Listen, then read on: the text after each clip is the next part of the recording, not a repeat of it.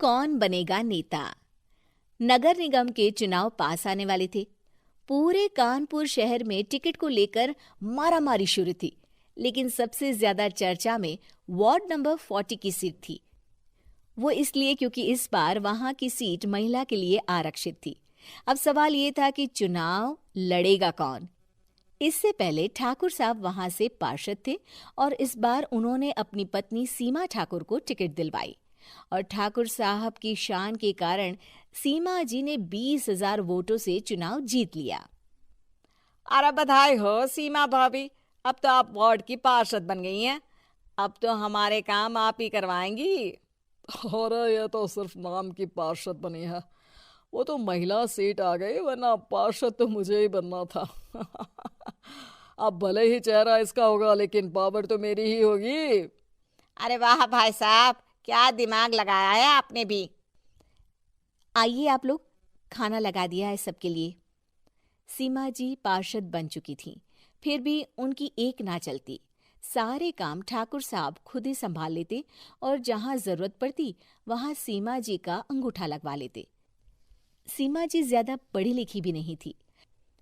एक दिन ठाकुर साहब और सीमा एक प्रोग्राम में जाते हैं।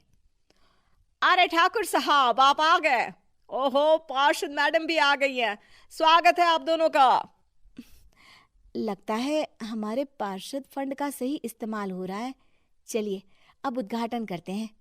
ये लीजिए ठाकुर साहब कैची, आप ही सबसे पहले प्रवेश कीजिए। सब लोग आगे निकल जाते हैं और सीमा जी पार्षद होने के बावजूद भी पीछे खड़ी रह जाती हैं। वो देखती हैं कि वेलकम बोर्ड पर उनका नाम है, लेकिन महिला होने के कारण कोई उनका सम्मान नहीं कर रहा। अगले दिन एक आदमी उनके घर आता है। अरे ठाकुर साहब नमस्कार। कल ना हम नोटिस किए कि हमारा घर तो अवैध है और नगर निगम वाले उसे तोड़ने आ रहे हैं। अरे कुछ कीजिए ना ठाकुर साहब। देखो भाई, मैं तो ज्यादा कुछ कर नहीं सकता, पर अगर तुम सबकी जेब गर्म कर दो तो कुछ हो सकता है।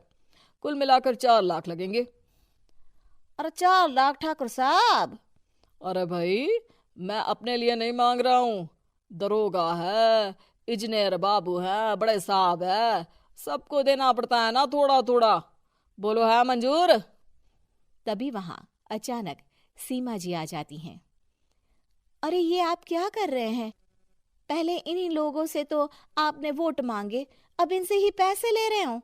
अरे चुप रहो तुम। तुम्हारा काम है सिर्फ अंगूठा लगाना, तुम वही किया करो। मुझे दूसरे काम तुम मत सिखाओ, समझी? और तुम ना जाओ, अब पैसे लेकर आओ, वरना जेसीबी किसी भी वक्त आती होगी। सब कुछ ऐसे ही चलते रहता है। एक दिन सीमा जी और ठाकुर साहब को एक लोकल मीटिंग में बुलाया जाता है। वहां पर कई और अधिकारी लोग भी मौजूद रहते हैं। अब मैं चाहूंगा कि ठाकुर साहब हमारे बीच 2 शब्द कहें। मेरे प्यारे भाइयों और बहनों, आज मेरा सौभाग्य है कि मैं आप सबकी सेवा दिन रात कर पा रहा हूं।